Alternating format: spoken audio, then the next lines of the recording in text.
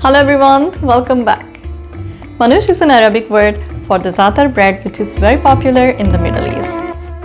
This is a very simple recipe that requires just less than 10 basic ingredients, and making the dough for this bread is very much similar to making the pizza dough.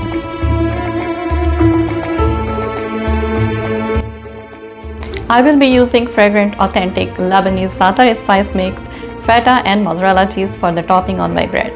But there is a variety of Za'atar blend from other different countries such as Israel, Palestine, Syria, Jordan and other Arabic world. You may use leftover Za'atar spice mix as a seasoning for the meat or vegetables.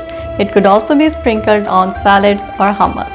Now let's begin working on our hearty and delicious bread.